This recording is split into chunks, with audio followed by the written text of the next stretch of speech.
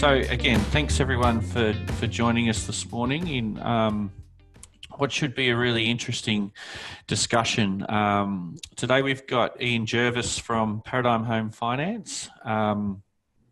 Ian's been working with us for probably over 15 years. We've worked out. He's a wealth of knowledge in this area, having run his own mortgage broking business for 19 years, and prior to that, working with the NAB for a further 18 years. So, again, we're really fortunate to have Ian join us this morning. Gary Pinch is also joining us. Gary heads up our business advisory division along with Nick Fitzgerald. So good morning to both Gary and Ian. Morning, Mark. Hi, Mark. All right, so we do have quite a bit to get through today, so we'll jump straight in. And I thought probably the best place to start after the normal disclaimer that we normally show, which is right there. So again, this is general advice, particularly, when we're talking about some of the topics, fixed and variable interest rates and the like. It is important to remember that this is general advice, and it's important to seek specific advice regarding your own circumstances and your own business. So with that out of the way, what I'd probably firstly like to ask Ian is, why use a mortgage broker? I think that we're seeing more and more brokers, and I think you mentioned a stat to me yesterday that over 60% of loans that are written by mortgage brokers. That's correct, yeah. It fluctuates a little bit, but roughly 60% of all home loans. I think probably the biggest reason people use a broker is choice. And brokers have a wide range of lenders available. So I have about 30 on my panel. So you have the majors, your second tier lenders like your ING, Bankwest, Suncorps, those sorts of things. Then you go down several other layers below that into the non-conforming lenders, so for people that have had defaults, bankruptcies, that sort of thing. But it's the legwork. We do the legwork for you. So yes, a client can run around and talk to the different banks, find out whether they do or don't qualify. But brokers can do all that for you and cut through a lot of the noise in that space very quickly. So I can talk to someone and before the conversation's finished, generally go, right, well, that's a lender that's going to, or a scenario that's going to suit this, and this lender, rather than having to then go and do all that legwork again. So it cuts through the noise of what the customers have to do. So we negotiate rates with the banks as well. So sometimes better than what you would get walking up to the counter and asking for a rate. In fact, I have a number of bank staff on my books where we have better interest rates for them that we've negotiated directly with the bank than the staff rates for that lender offered. So there's a bit of irony for you in that space. Primarily, one of the best things is that a lot of brokers are actually ex-bankies, so they understand the system, but there's no cost to the client in terms of the actual process. So the client can talk to the broker, have all the legwork done, get the benefit of the experience of the broker in guiding them through the process. We have a number of add-on type things we can help them with in terms of referrals to trusted parties like accountants, solicitors, strata inspection services, building and pest report people, insurance models, that sort of thing. And it all comes at no cost to the client for the broker's services. So that's probably one of the key, or the range of the benefits of using a broker versus going straight to the bank. Yeah, and it seems a little while ago now since the Royal Commission into sort of financial services was in the news, seems to be superseded by other things that are going on in the world at the moment. But how did mortgage brokers fare out of that? Yeah, well, the Banking Royal Commission, which was set up to investigate the banks, they ended up skating through pretty unscathed and slick marketing and so on, I suspect. But brokers, copped a little bit of a caning in that space. One of the key things that's come out of it is the term responsible lending. So, is it responsible to lend this client this money that they are asking for? There's a range of a range of parameters that we need to go through now in making sure that that is the case. Looking at their living expenses, those sorts of things. Another thing that's come out of it, which kicks off in January, is a thing called the best interests duty. So whilst brokers work for the best interest of their client, it will now be mandated that they need to work in the best interest of their client, and there's penalties and so on if you don't. Interestingly, though, it's one of the recommendations from the Royal Commission that doesn't apply to banks. So the banks are not bound to work in your best interests, which is understandable, I guess, in that if you're going and talking to Bank A and they can offer you a particular product, but they know that the bank across the street has a cheaper one, well, they aren't going to suggest to you go to the competition across the street. Whereas a broker sitting there with a range of lenders in front of them can recommend the one that's best for you. So the best interest duty, responsible lending, that's certainly a couple of the things that came out of it. Some of the loan types in terms of the no-doc lending and so on have been pared right back after that. But I think the biggest thing that's come out of the Royal Commission so far is the bank's assessment processes that have really bogged down in terms of the verification of living expenses, because they're now just too scared to make decisions that have got any potential to come back and bite them. So they'd rather say no than a sort of a maybe yes. So that's in a nutshell. Sure, thanks. So what we're going to do today is we're going to sort of focus on two sort of, I guess, separate areas of lending. One in the home lending space, so the owner occupied and the investment side of things, and then secondly, business lending. So we'll jump into the home lending space, and I guess the first thing that people think about when it comes to home lending are interest rates. So just before I let you make some comments on the interest rates, I forget to do this every week, but if people do have questions, pop them in the Q&A section and we'll get to them sort of as we go through the presentation. So please feel free to do that. So if we're looking in the home lending space, some of the current trends and innovations, and as I mentioned before, probably kicking it off with interest rates. Yeah, so interest rates, the downward arrow in that graphic is quite relevant. So there's a couple of graphs I think we've got in some upcoming slides there that show how the overall interest rates, particularly in the last couple of years, there you go, have come down. So particularly that last little section on the bit there where it's come right down, and the second graph where it's got the home loan interest rates, which is an average rate, has also come right down in recent times. If you're looking at the next slide there with the home loan interest rates, the data here probably doesn't go back far enough, but since mortgage broking really sort of kicked off maybe 20, 25 years ago in earnest, the profit margins that the banks have had over their cost of funds has come down quite significantly.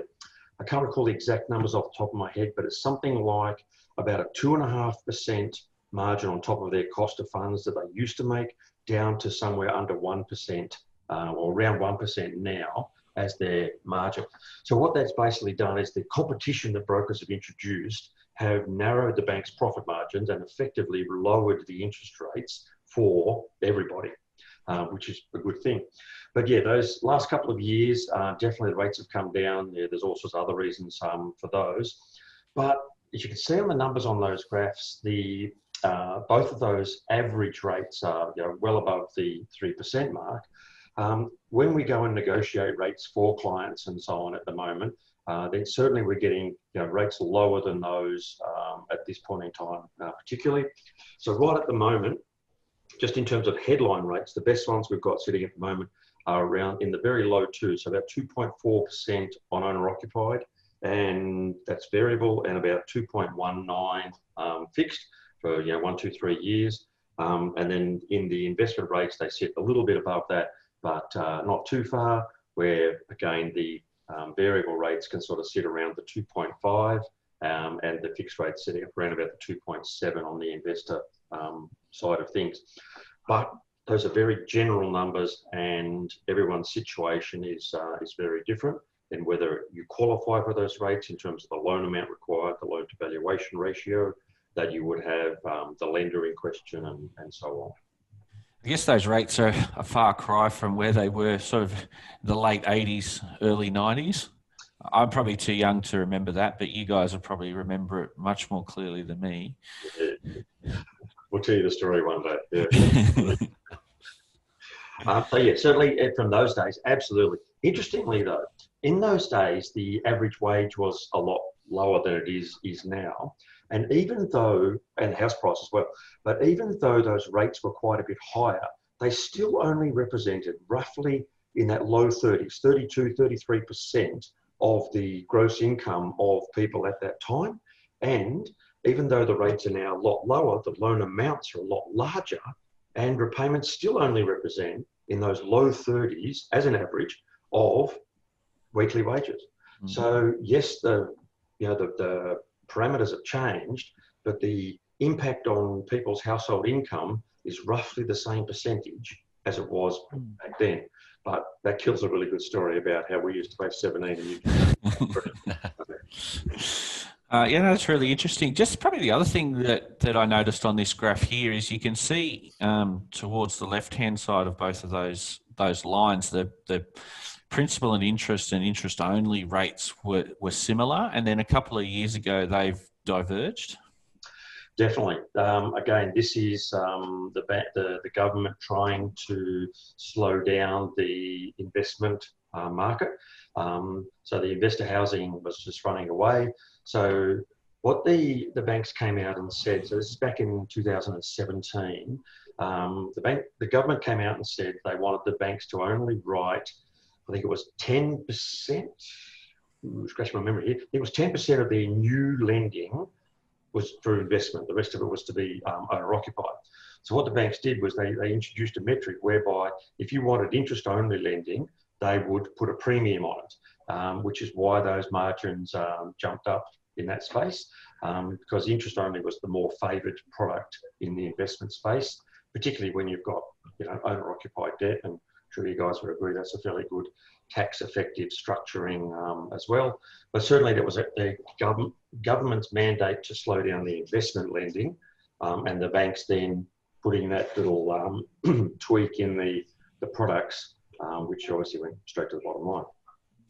So, yep. Moving on, the question that clients often ask us, and no doubt are asking you as well, is, should I fix my rates or should I leave them as variable? Yes, I get that question once, 6 or 20 times a day. The short answer there is you are betting on the future movement of the variable rate when you choose to lock in. So at the moment, fixed rates are very low, lower than the variables. In some cases, 0.5% or so lower than the variable rate.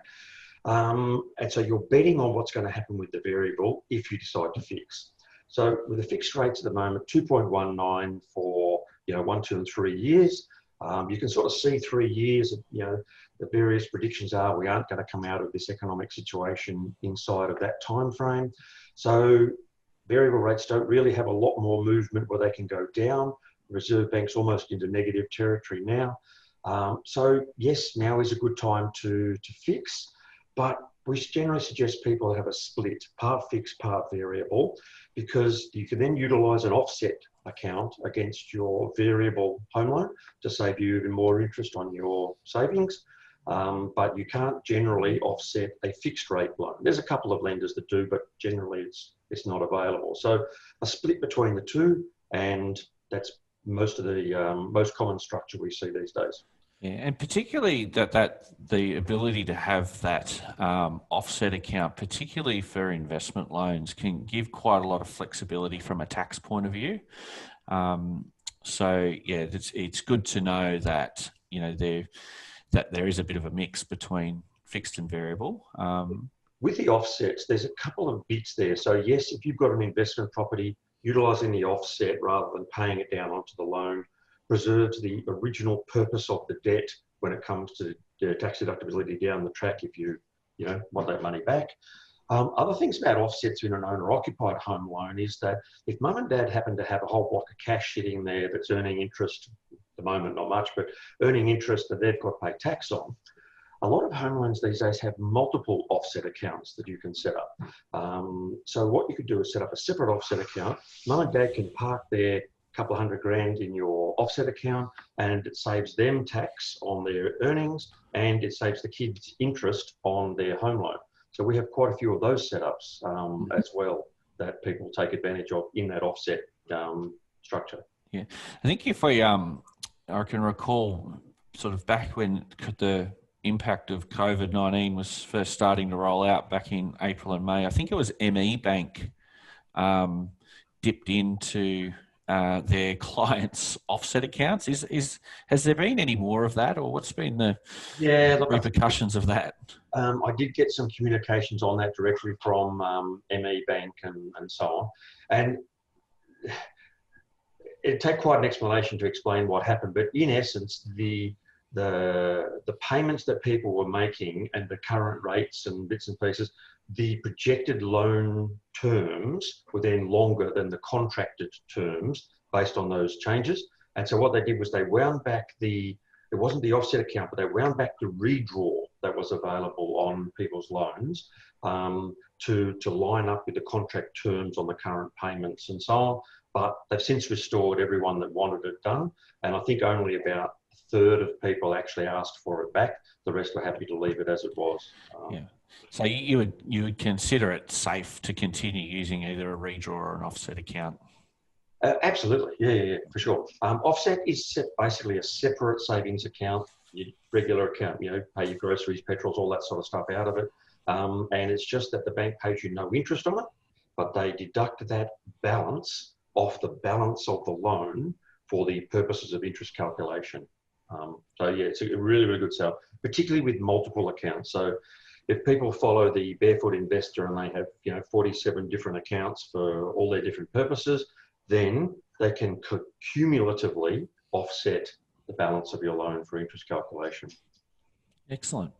And just on, there's been a commentary more recently, just in the last couple of days, about there being a further drop of about 0.5% from the Reserve Bank.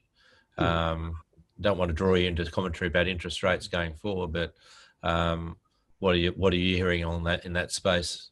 Yeah, I've heard similar things in the main media. So Alan Kohler and so on, who was previously very much against the concept of the Reserve Bank going into negative rates, but in more recent times he sort of seems to warm to the idea that it's potential. Those sorts of macroeconomic things are above my pay grade, unfortunately. But the comments around the fixed and variable rates, given that there's 0.5% or so between the variable and the fixed rates, and the cash rate sitting at 0.25%, the banks would have to, the Reserve Bank would have to make several drops. The retail banks would have to follow those drops a couple of times before there was parity between the variable and the fixed. So I still think it's quite safe to be fixing a good component of debt at the moment without the risk that the variables are going to go lower than the fixed for that 2 or 3 year period you're locked in for. There's a challenge with fixed rates too, Ian, is that often fixed rates move daily. So the banks will make an announcement about change in fixed rates. So the potential for a customer or a client to guess when the best rate point is for fixed rates is probably fairly tough unless they're following the market every day. You would have to be following it pretty tightly, and you'd have to be following all the indicators that drive the market to make those calls. The banks generally employ pretty smart people to make those decisions, and we find out about them after they've made the decisions, and it's generally too late to take advantage of the old rate. But yeah, certainly at the moment there hasn't been much movement upwards in fixed rates. But picking the market in any market is a bit of a lottery. Yeah. Just before we sort of move on, just one quick thing. You mentioned there this concept of negative interest rates, which seems to be foreign to a lot of people. Can you just explain what that means in reality? So the negative rates is more a Reserve Bank thing as opposed to the retail banks. So I don't think we're going to see the situation where people are going to get paid interest on their home loans because the rate went negative. It's more around the government funding going negative, where basically the Reserve Bank wants the banks to have their money out rather than in the Reserve Bank, and they're effectively penalising them for holding the cash reserves in the Reserve Bank by the negative interest rates. Yeah, so it's mainly the impact of the negative interest rate is the banking between the banking institutions and the Reserve Bank. Yes. Yep, cool. All right, we might move on from there. So we've had a bit of a chat about interest rates. Moving on now to first home buyers. What's happening out there for first home buyers? Heaps of stuff for first home buyers. So a lot of institutions have special products now for first home buyers. There is a government scheme called the First Home Low Deposit Scheme. Now, it's the first one of those started in January. This is one people will have seen in the news where there was about 10,000 spots available for this scheme. In essence, the scheme was where you had a 5% deposit and the normal requirement would be you have to have lender's mortgage insurance on when you only have a 5% deposit. So in this case, ScoMo became your parental guarantor, and the government effectively guaranteed the loan to the bank, so you didn't have to pay lender's mortgage insurance. Again, a number of lenders involved, 27 of them all up, CommBank and NAB in the majors, and then quite a range of second-tier lenders that were in the scheme. So yeah, 5% of genuine savings as a deposit. You both had to qualify as first home buyers. You both had to be Australian citizens, if a couple, of course, had to be Australian citizens and so on. And away you went. Very good interest rates. The one we were using was through a lender in Tassie called MyState, and they had a 2.93% rate with a 95% loan to valuation ratio. So a really good scheme. So 10,000 spots. They all went out pretty quickly in the first tranche, started again in July, and the second tranche is all finished now as well. Hopefully come January, there'll be another round of spots, and yeah, another 10,000 odd people will be able to get into the market with only a 5% deposit, and away they go. Outside of that, yes, there's a lot of talk around keeping the construction market going and so on with the first home buyer bits. First home buyers generally need to have their 5% deposit. They, in most cases, will need to have the lender's mortgage insurance premium as well, and their costs. So all up, that often does add up to pretty close to about 10% of the actual purchase price that they need to have in cash, part for lender's mortgage insurance, part for deposit, part for solicitors' costs and so on. Stamp duty? Well, if they're first home buyers, then stamp duty is generally waived within certain thresholds. So if you're buying a brand new house at the moment, it's up to 800,000 is the full exemption on the stamp duty, and then it's prorated backwards to $1 million. And by $1 million, you're paying the full stamp duty, which is about $40,000. In the established properties, first home buyers get full exemptions up to 650,000 and proratas backwards to 800,000, and you're paying full stamp duty on an 800,000. And again, for land only, there's a couple of similar thresholdy changes and so on. But the big thing we do a lot of at the moment for first home buyers is family guarantees. So a family member, be it a grandparent, a parent, a sibling, or even a child, can go guarantor for the applicant by using the equity in their home to support a guarantee to the borrower. Now, different banks have different policies, and same in any area of lending, but a couple of the banks we use, I summarise their guarantor acceptance policy as, do the guarantors have the required equity and a pulse? They're in. Other banks will want to actually do a deep dive into the guarantor's capacity to repay, a few other little bits and pieces. Some banks won't accept family homes of the guarantor as the security. So there's a range of different factors that depend upon the individual applicant's circumstances. But generally, guarantees will be for the top-up piece of the loan, so not the whole $500,000 or $600,000 loan, but maybe the top 100 or 150, depending on the relative numbers. That gets the loan to valuation ratio, the LVR, down to 80%. And at that point, lender's mortgage insurance is not required, full stop.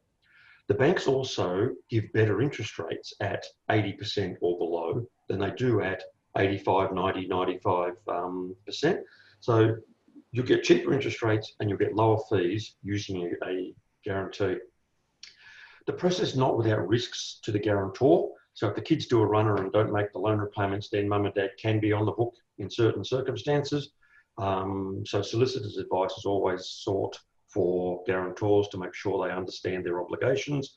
We do separate interviews with both parties to make sure everyone's asked the questions that they want to, and away you go. So first home buyers are, guaranteed the first home low deposit scheme, or they just save the 5 to 10% deposit and away you go in that case. Just a quick example on the interest rate. So if you borrow 95% of the purchase price of the property, you're looking at an interest rate somewhere between about 4.5% and 5.3% versus an 80% interest rate of 2 point something. So there's a huge difference in the interest rates, which is basically the risk for reward calculation that the banks do when they have a very high loan to valuation ratio. One of the things actually just on first home buyers and those levels at the moment that we're seeing is people that have accessed super, or they have been on JobKeeper or whatever. The mortgage insurers are really, really pushing those guys hard. So if you've drawn your super out, and then you come and say, hey, can you lend me 500 grand to buy a house? They basically just say no. So you need to be back on track, earning your regular income for a period of time before they will even look at the application. It's a hard no from most lenders. Okay, just sort of moving along, and again, discussions that we've had over the last couple of months is that the banks, from the lending point of view, are under the pump a little bit in terms of volume and turnaround times. Yes, this is a bugbear of just about every broker that's out there at the moment. So there's a couple of standouts in this space. So Westpac is probably the worst one at the moment. They're set at over 6 weeks to begin the assessment on an application that has been submitted. Other lenders are in similar veins, right, getting down into lower. So I think CommBank sits at about 3 weeks, NAB at about 2, ANZ at about 3, but for a refinance, ANZ is also about 6. St George sits at about 2 or 3 days, and Macquarie Bank sits at 1 day. So massive differences in the capacities. A lot of this has come about from the whole COVID impact of the offshore processing centres that the big banks have adopted over the last few years. That has absolutely come back to bite them when they've had to shut those centres down. They don't have the capacity onshore to process the applications, and that's just massively blown out their times. I know some of the banks have actually been recruiting large blocks of accounting firm staff to come in and do the base level processes of checking that the required documents have been supplied by the brokers with applications and so on. And, like hundreds and hundreds of accountants being brought across by the banks to try and fix these things up. But people like Macquarie invested very heavily in the digital technologies and absolutely shining for them at the moment. So that's, yeah. But the process also is bogged down by the verification of the living expenses referred to before.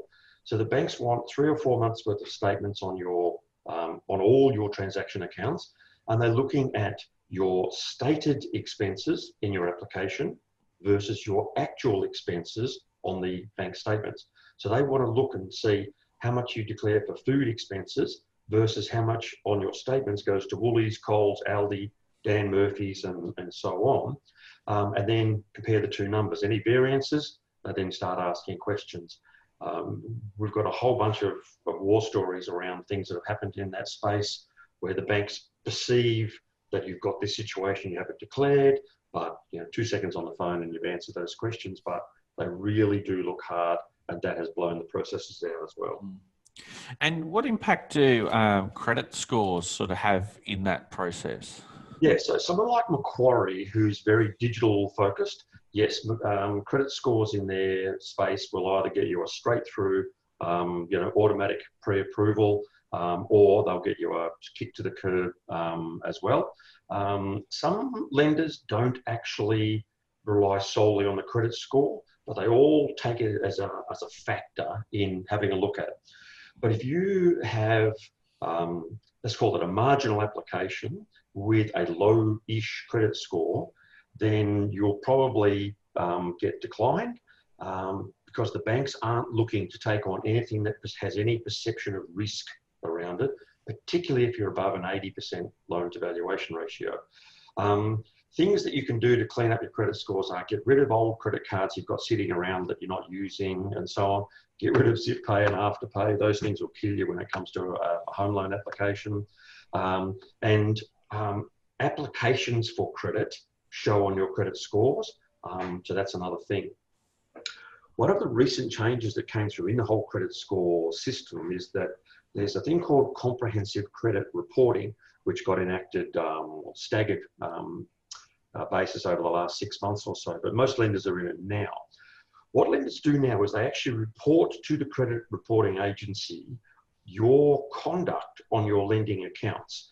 So if you had a home loan and it was paid on time, then the bank puts that in. So you get a mark as it's paid on time every month. But if you're late, it records it. If you're late 2 months in a row, it records it. So that when a new lender comes in and has a look at your credit score, they can see the conduct history on all your lending accounts for the last 2 years, month by month, to see where your situation was. So the banks did undertake not to record late payments and defaults and so on, where you had a repayment pause because of the COVID things. But if you were in default before that happened, then you didn't get that waiver, and yes, you've been in default all the way through.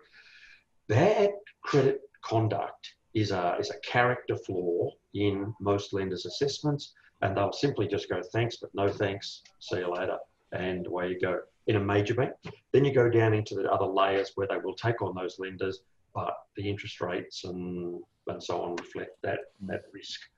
Some of them are 4, 5, 6%, depending upon how bad your conduct has been. I guess in this, you mentioned earlier on about the role of a mortgage broker, but I think in respect to incentives and discounts is where you can really add value to the client. Yeah, discounts and interest rates, like I mentioned before about the staff lending that we've done for a few bank staff, where we've got better rates than the staff options were at that bank. Certainly as a broker, when you approach the bank and say, right, we've got a particular scenario, we'd like you to give us a special interest rate on it, and we do this for most customers. The banks know that we have a range of lending options in front of us, and that if they aren't at the sharp end of competitiveness, then they simply aren't going to see the deal. So they will give you the best rate that they can for that scenario. But banks have a lot of levers that they pull to turn on and off the flow of applications coming in. So they will wind back the generosity of their discounts if they want to slow down the level of applications coming in. They also have different cashback offers from time to time to speed up the process of applications coming in. So there's quite a number of those around at the moment in all different forms. Even, for example, Suncorp has a cash incentive, and then they have a bonus on top of that if you happen to be an emergency service worker. So fireys, police, ambos, nurses, and so on. So they give an extra discount or extra cashback for those guys. Some banks have multiple cashbacks for multiple properties. So in particular, we do a lot with this one lender where they give you a $4,000 cashback on the first property and then $2,000 every property thereafter. So if you had half a dozen properties, then you could be looking at $12,000, $14,000 cashback for a refinance. And but obviously the lender has to be suitable for the client to start with. And those cashbacks are cash into your pocket, or do they just reduce the value of the loan? They're cash into the offset account that you set up to go with the loan, generally within 30 or 60 days of settlement, usually quite a lot quicker, but they quote 30 to 60 days. Yep, straight into your offset account, bang, thank you, mother, for the rabbits, there you go. Yeah, and can they claw those cashbacks back? Don't know. I've not heard any mention of that. I've not had anyone pay out the loan in a time frame that would do that, but good question. Sorry, don't know the answer. Yeah, that's right. I should have told you that was a Should question give you a heads without up. notice. Yeah. I'm just thinking of a new income stream. Just go around refinancing all your loans and live on the cashbacks. You're not the first person to have that idea, trust me. Couldn't think of anything worse. Yeah. All right. So thanks for that. We might move along a little bit now and look at sort of, and we've touched on some of these areas already, but the current focus of lenders. And we might start off by looking at lending criteria. And again, you've probably touched on some of these points already. Look, I think in the lending criteria, the most topical thing at the moment is the living expenses. So yes, the banks at the moment is doing the deep dives into the statement data. There's a lot of stuff in the news right at the moment about potential changes. Nothing's set in concrete for that as yet. But what it seems like Josh Frydenberg's trying to do here is he's trying to take a lot of the responsibility off the bank and put it onto the customer in terms of their stated living expenses. So if the customer comes in and says, look, I can live on $1,500 a month, and the bank goes through and does their processes now and says, no, well, sorry, we think it's $2,500 a month, then the bank has the responsibility to make sure that's right in the current model, and then they rely on that number. So I think there's been a few cases where clients have come back to the bank 6, 12 months after the loan's granted and said, hey, you shouldn't have given us that loan because we know the minimum living expenses is X and we told you X minus whatever. Therefore, you've done the wrong thing, and they want their loan paid out, as in absolved and walk away. So I think the focus of this last bit is get the responsibility back onto the broker. The broker gets all the responsibility. Onto the borrower to justify their thing. If you can't afford it, when you find out what the payments are and so on, don't put your hand up and ask for the money. It's simple as that. You take on the role. So that's one of the potential changes. But at the moment, yes, the banks are being very risk averse and so on. One of the other things that's changing at the moment is when COVID all started, things like overtimes and bonuses and so on used to be added in at 80% of their gross amounts for the affordability. That got wound back to 60% for a lot of lenders, and now some of them are starting to wind that back to 80%, unless you're an emergency service worker like the fireys and ambulance and police, and you get 100% of overtimes added to your income for affordability purposes. Again, you need to understand that the overtime needs to continue. If you're going to take a 30-year home loan, you don't want overtime to finish in 6 months' time and then all of a sudden put yourself into a hardship situation. So there's a little bit of, again, personal responsibility in those spaces. On the COVID theme, still JobKeeper versus JobSeeker versus regular pays. So if you've gone from $400 a week in a part-time job to all of a sudden getting $1,500 a fortnight, that's great, but it doesn't improve your affordability. The banks will look back to what your regular income was prior to the JobKeeper payment starting, and that's the figure they would use in the assessments. But they don't penalise you for being on JobKeeper simply because your employer isn't operating at this point in time. They will give you the earlier income figure to go forward with in that space. Some actual employment types. So if you were a barista, if you were a travel agent, if you worked in hospitality, you're an entertainer of some description, those types of industries were really heavily impacted. A lot of lenders contacted us in the early days and said, applicants that fall into these particular industry segments, we're just not interested. Thanks very much. Don't submit those applications.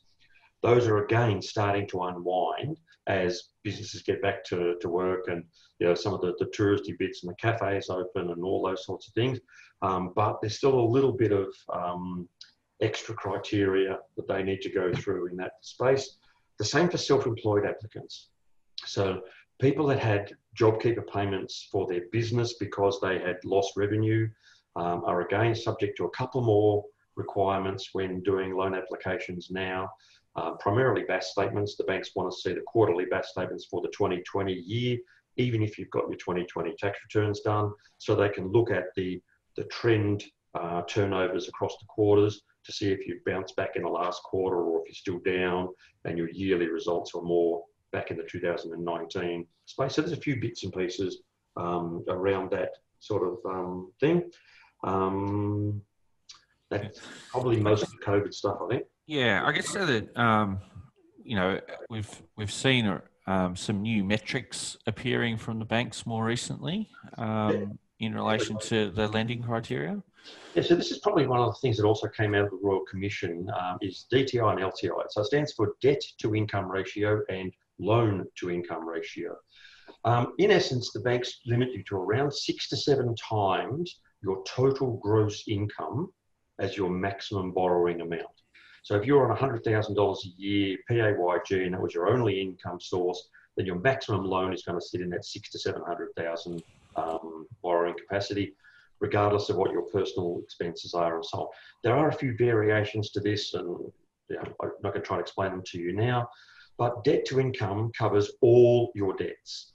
So for example, if you were $100,000 a year income and the lender had a 6 times ratio and you applied for a $580,000 home loan, but had $50,000 worth of HECS, then the total is over the DTI ratio of 6 and your loan wouldn't be approved. So it's all debts included in that. Same basic concept for the loan. All your loans are included in that ratio.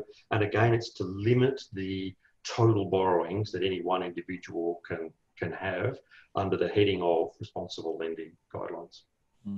So just in that assessment, say with a credit card, I suppose that they're assessing their full credit card limit. So effectively, if you're not, if you've got a $30,000 credit card, but you're only using $2,000, then they're doing 6 times the $30,000, which would be $240,000. That's eating a fair bit of your available credit up. So hence, prior to looking for a loan, you're probably going to try to knock down your credit card limit so it doesn't absorb credit. One of the things that that we work a lot on is educating people. So sometimes we will sit down with someone and say, hey, I found this house, I want to buy this house, let's go. When you start to have the conversations like, well, hang on a second, you've got this to clean up and this to clean up and so on, to get yourself into the best position to be able to go forward. So we do not submit applications to banks, and most brokers are the same, not just us, but we don't submit them unless we are supremely confident the application is going to be approved. And in my case, in 19 years, I had 27 loans declined, full stop. So a lot of times we send people away and say, right, you've got to clean up your spending habits, you've got to close this credit card, you've got to pay out that zip pay, et cetera, so that the affordability is improved to be able to make the purchase that they're looking for. The banks supply us with all the calculators and so on that they use for the assessment. So we can do those initial qualification processes and say, look, your borrowing capacity just simply isn't enough to do this, or yep, you've got heaps of capacity, how much more do you want, sort of thing. But certainly getting people ready to apply, be it 6 months in advance or 6 weeks in advance, is a lot of what we do in helping people with the process. Yeah, no, I totally agree with that. And I've seen that sort of firsthand, and often we'll, have a discussion with you in regard to things that clients are looking to do, and that often isolates things that might need to be looked at in regard to the clients first before they sort of submit formal applications. And that's an invaluable process, and goes back to probably the first slide, and that is the value of the broker. Is the broker is effectively acting as an advisor in regard to the client's credit and lending facilities, which, if the client was going directly to the bank, they probably wouldn't necessarily be getting that as much.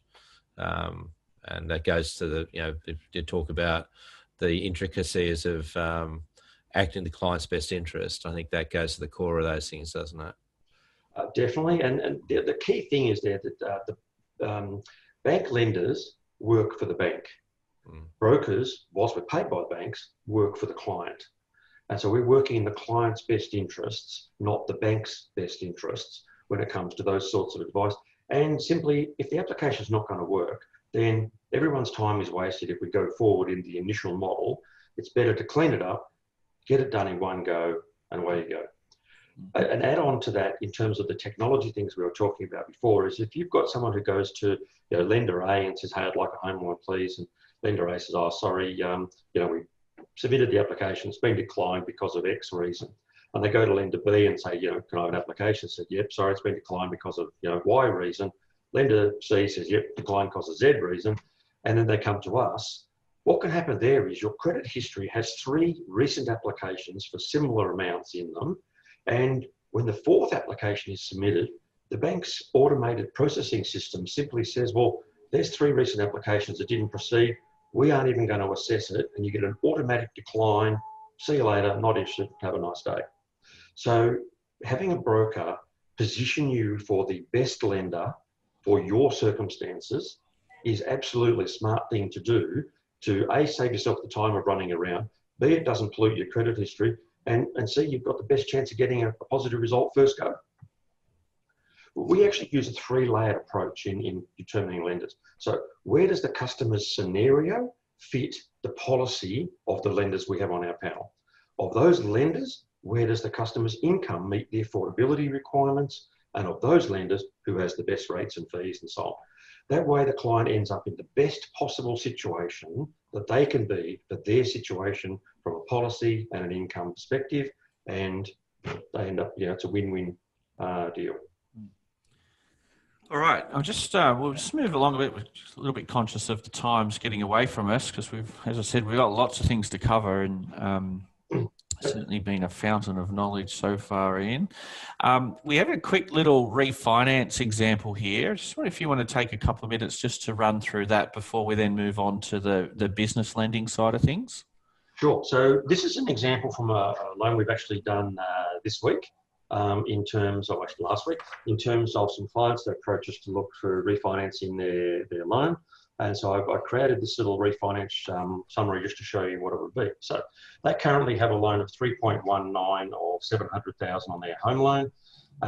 And for a comparative analysis, we looked at doing a part fixed, part variable loan for them.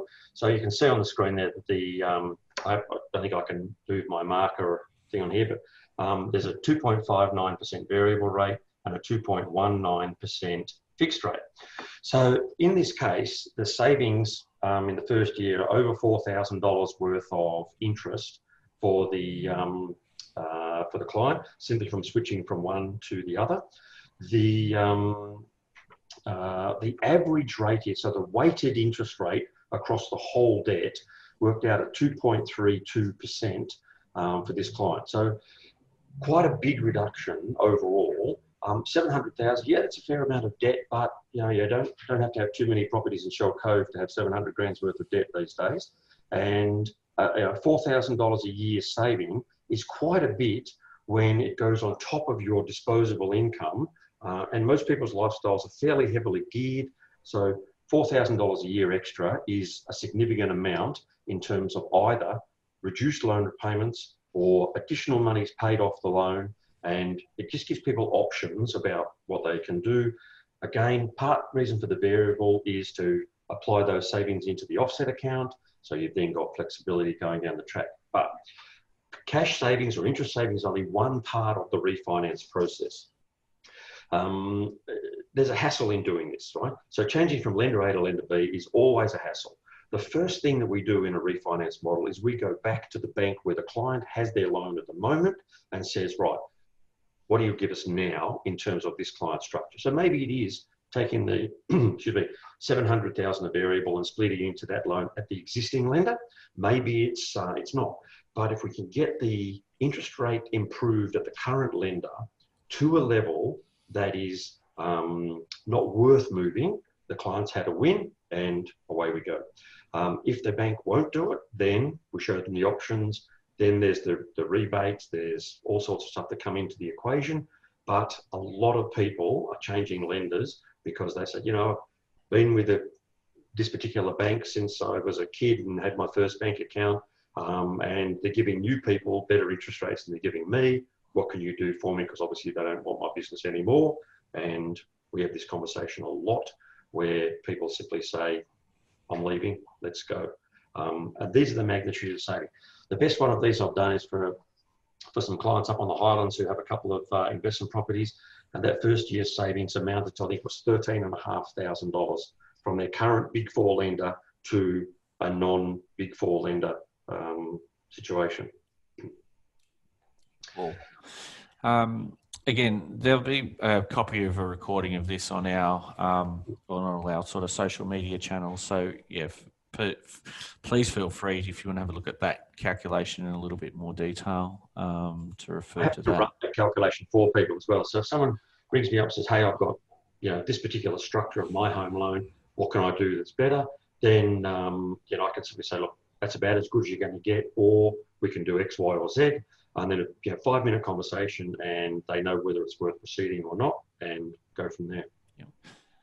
So moving on to the small business side of things, and starting off with the SME loan scheme, and this is something certainly that Gary's spoken about in our previous webinars, and was, I guess, a scheme to assist businesses through the COVID period. Yeah, so there was a lot of hype around this when it first got launched.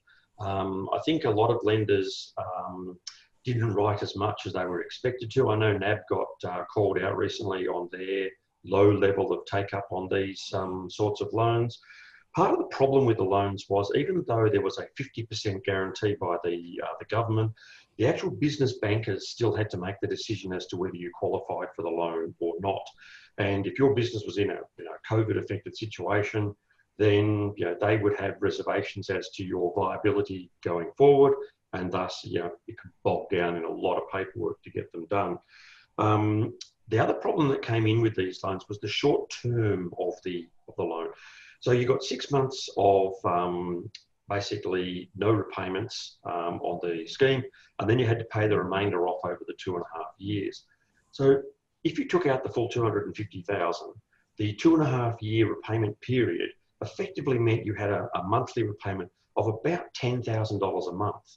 Now, there's not a lot of small businesses that are currently struggling that could then afford $10,000 a month worth of repayment to clear that liability. So I think that scared a lot of people away in terms of the commitment going forward, and certainly the business bankers, because their reputation and I guess job is on the line if they make too many bad decisions in that sort of space. They bogged the process down a lot. So I don't think there was as much take-up as the government would have liked because of those parameters. And I guess we've seen the emergence of a new lender out there that's offering interest-free unsecured loans of up to 3 years in the last few weeks, being the ATO. Yeah, I was wondering where you're going with that for a second.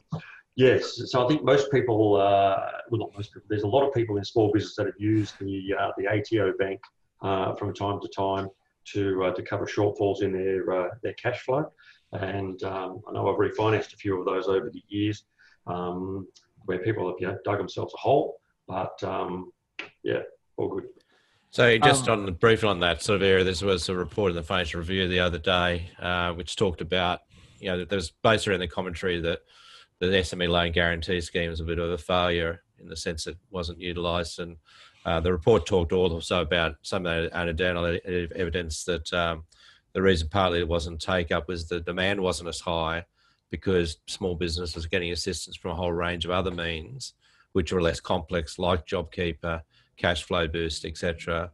But the government's push more recently is probably highlighting that what they're anticipating is there could well be a greater take up now, given that a number of small businesses are coming off JobKeeper, cash flow boost is ending, and the feeling is that small business will potentially need to borrow money.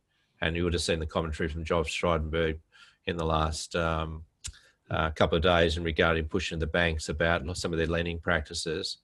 The feeling now is that from the report is that there could be some announcements in the budget to be released in the next couple of weeks in regard to encouraging banks to extend some of their lending practices to allow some of that take up of small businesses. Have you heard any commentary sort of along those lines?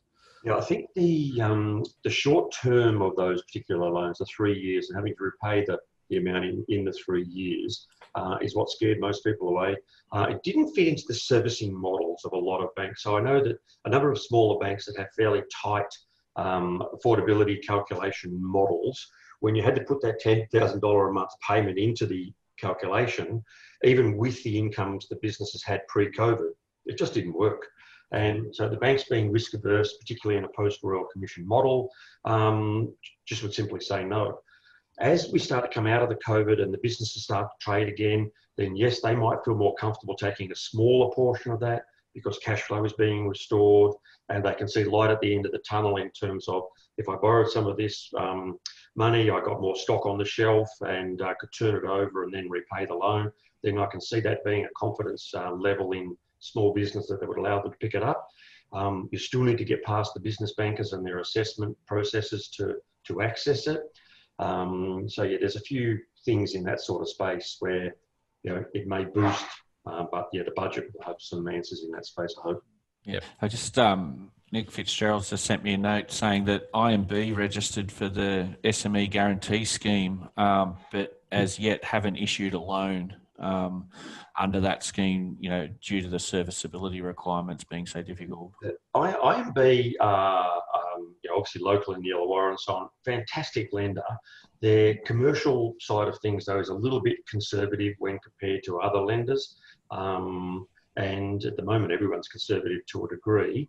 But you know, I don't think all the lenders that registered actually wrote very many loans out of it compared to what the government was hoping. It's moving on now to sort of some of the assessment metrics for small business lending. Yeah, so there's heaps and heaps of changes around this area. One of the key ones that I've been aware of in the last couple of weeks was the need for an interest cover ratio higher than previously.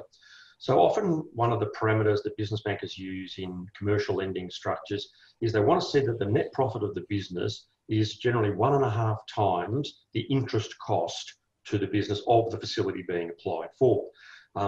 And so that's been one of the metrics. So loan to valuation ratios and all sorts of things are in there as well, but an interest cover ratio was one of them.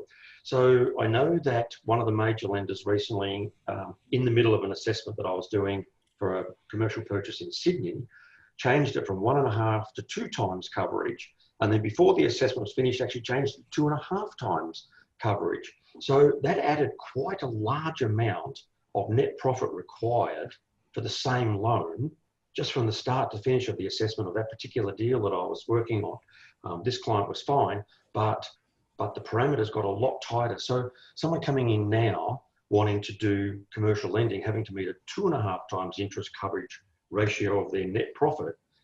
Yeah, banks are tightening up all sorts of levers that I mentioned before around turning on and off the application flow by tweaking these various factors, and an interest coverage ratio is one. So that's a negative change. But some of the positive changes that have been coming through is that generally business banking structures have limited commercial lending to a 10, sometimes 15-year term to fully amortize the debt that you're applying for. So if you wanted to buy a small factory to put into your business into, set it up in an entity and then pay it that entity rent from your business and so on, you had to do it at a level that would pay it off over 10 or 15 years. So we've got a couple of lenders now that are actually running commercial loan terms out to 25 and in one case 30 years, very similar to home loan structures. So that really takes down the level of the cash flow requirement in that space.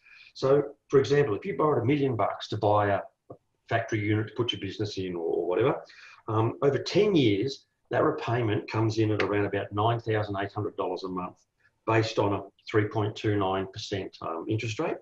But if you took that same $1 million loan and stretched it out to 25-year term, then your monthly repayment is $4,900. So half the repayment at 10 years. Yes, the interest over the term will be great, all those sorts of things come in, but you can still choose to make a $9,800 payment on a 25-year loan term. You're just not obliged to make that level of repayment as you go along. Again, with brokers, a lot of the stuff we do is around creating flexibility for the client rather than the bank saying you will have this home loan. Getting a longer loan term and so on in a commercial model is great. One of these loans even has an offset account available to the commercial loan. So if you're a business that has high influxes and outgoings of cash, then you can set up the offset account in your business account and save yourself the interest on your commercial loan at the same time. They need to be in the same ownership structure and so on, but that's definitely an option that wasn't around even only a year or two ago in that space. Some of the big banks have quite streamlined processes for commercial loans under $1 million. And again, in some cases, they're very much like a home loan process. You don't have a business banker getting involved in it. Once you go over those rates, then yes, the business bankers get involved over $1 million and they do the deep dive on all your bits and pieces. But certainly under $1 million, a lot quicker, a lot easier, and a lot cheaper. And if secured by residential property, then some of the rates are under 3% for small business loans. As an example of where the bank's interest rates have come to, we just did one in Sydney the other day for a guy who bought a $5 million factory, 65% loan to valuation ratio, in fact slightly over, and his actual rate was 2.72%. So that's pretty cheap.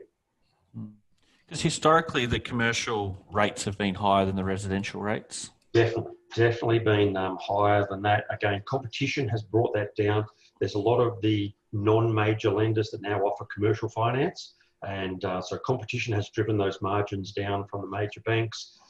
It's been commoditized to a certain degree in the under $1 million space. Okay, it's just treated like a home loan processing wise in those spaces. And yeah, it's a lot different animal than it used to be even just a few years ago. Mm. All right. Thanks very much for that, Ian. That was a really great insight as to what's going on. I've lost my volume on you, Mark. Not sure if everyone else has. I'm fine. Yeah, I can. Yeah. I'll keep going. Yeah, really great insight as to what's happening in the market.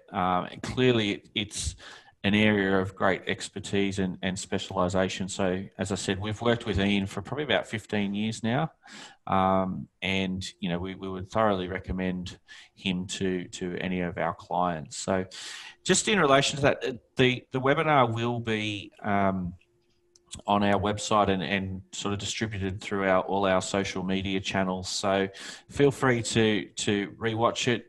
Invite children or relatives to have a look at it, particularly in this home loan space. It's a good starting point for them to get an understanding of how the lending market works, but also the role of a broker. And I think, the one key takeaway there from Ian is it's really important to be prepared and to get your house in order so that loan process runs smoothly with the lenders. So thanks again, Ian, and also Gary for joining us today. Next week's webinar is with Nathan Harper, who's the Managing Director of Finlert. It's going to be talking about automation and technology. So again, we'd invite everybody to